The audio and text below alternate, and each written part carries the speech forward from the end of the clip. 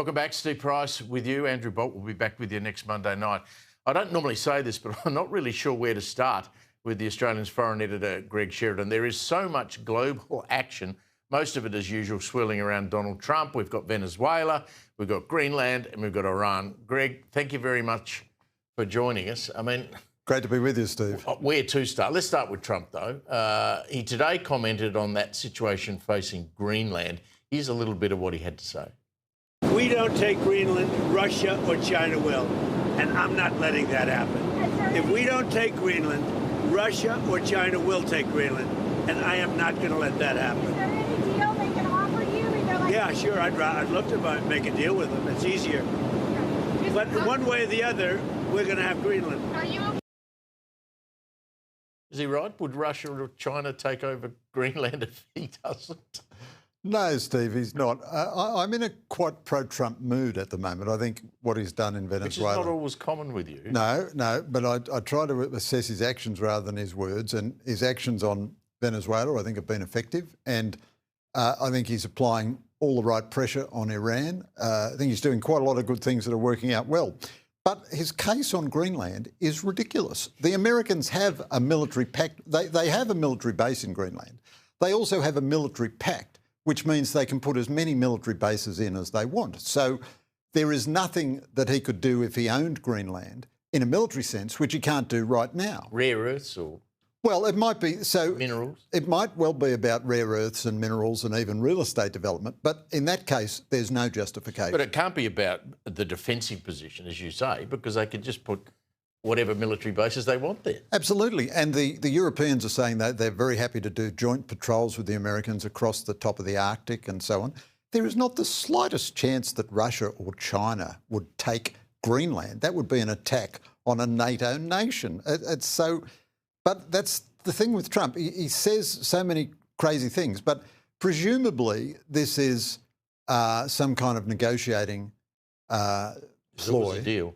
Yeah, and I don't think it's a negotiating ploy even to finally buy Greenland, but just to get the best concession. Because apart from anything else, I don't think the Congress would actually let him. I think there'd be enough Republicans who would say, you know, it's all right if you extricate a Latin American dictator or if you bomb the world's greatest supporters of terrorism on the brink of a nuclear weapon, Iran, but we're going to draw the line at a military attack on a NATO ally. I think that wouldn't work. Venezuela, the president there now, Delcy Rodriguez, I mean, he's declared his overhaul of Venezuela's oil industry is, quote, working out well. He talked today on Air Force One about getting 50 million barrels of oil.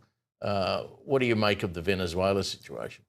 Well, again, it's hard to work it out from what he says, but what he's done is very significant. So he's decapitated the Venezuelan dictatorship. He's taken the dictator out. Now, Maduro was not only a shocking, murderous dictator within Venezuela, he was a key ally of Russia, Iran and China and of Cuba.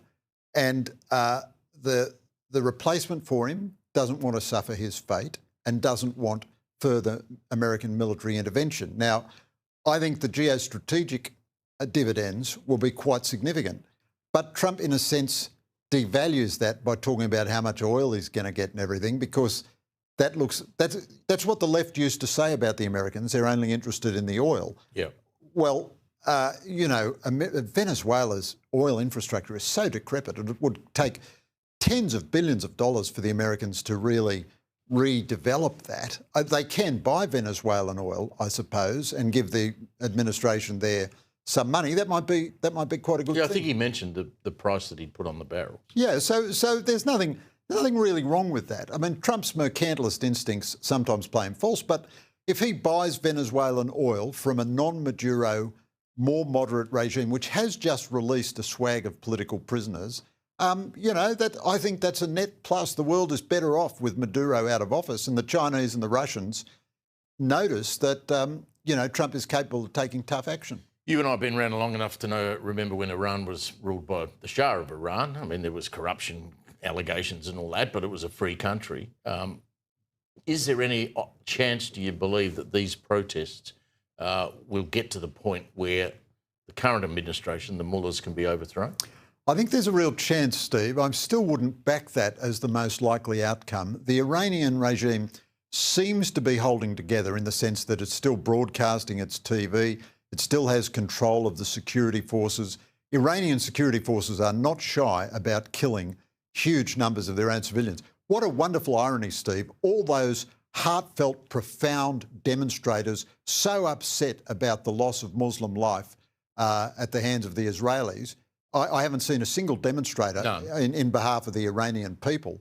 But these demonstrators are very determined. They're in huge numbers.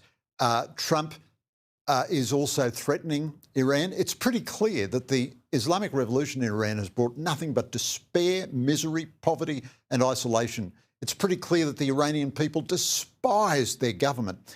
You would hope that there would be someone in the government, in the elite, at head of a security agency who would be willing to, make a break. So you need a split at the top. I think you do.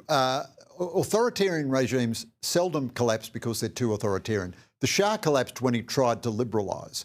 And North Korea, can't do anything except tyrannise its own people, but it's never been overthrown. We may never know how many people have been slaughtered during these protests. No, I'm sure that's why the Iranian government has turned off the internet, so that it's impossible for Iranian citizens to post pictures of how many people have been killed. The President said today he's going to ring Elon and get Starlink fired up. Yeah, well, Starlink is providing some internet, some sort of, pirate internet connections to Iran. God bless the Iranian people. They're so brave. It is a magnificent civilization, the Persian civilization. It has been betrayed by Islamist theocratic leadership. And it's led down, when the Iranian Revolution came about in 1979, it inspired Muslims all over the world.